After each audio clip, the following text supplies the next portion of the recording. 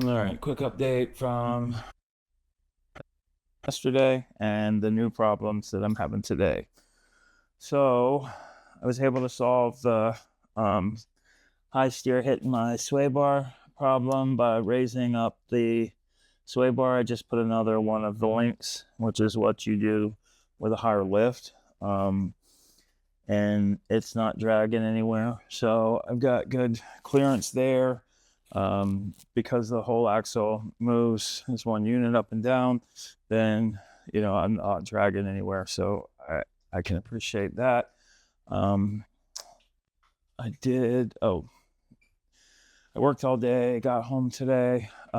Started working on these Next Venture aluminum highline fenders. My Gladiator is the high altitude sport edition, so it came with the lower fenders, and I'm actually already dragging on these 37-inch tires. So I got the highline fenders. I shopped it around a lot. I couldn't find anything that I really liked, so I was really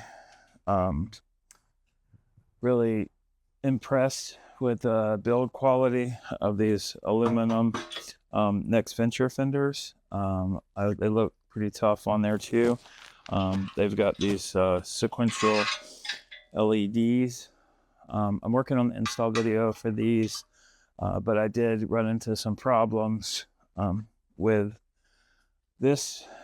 Putting this one in, I've had these powder coated white. They came from the factory as just the regular aluminum. You can see there is an Allen bolt here that just holds this light in the middle, and then these two bolts on the end tighten down to pinch this on that. Well, because of the thickness of the powder coat, I wasn't able to get the lock screw in. So this is how small it is. It's a little tiny bolt. So I'm expecting that I'm probably gonna have to do the same thing here. You can see inside the threads there, it looks like there's some powder coating in there. So I basically had to take my tap and because of how close it is to the fender, then I used my vice grips, which isn't really safe. I just did it really carefully and was able to rotate that in there and clean out that powder coat. Once that's done and these two bolts with the lock washers are in, then it pinches on either side of this light. And I don't know if I mentioned it, but these lights, when they're on, are super cool because they move sequentially. So it moves across in a line. They look really neat, and they plug to the factory light plugs. So I've watched a couple of videos of the guys from Next Venture running these fenders at Moab, and I've seen some collisions with them, and they've held up.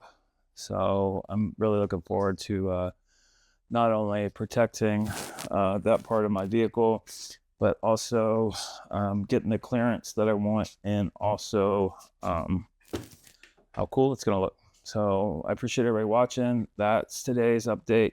I'll update you tomorrow. I'm going to crawl underneath, take the differential, take the drive shaft back off, get in there to where I put the pinion seal in.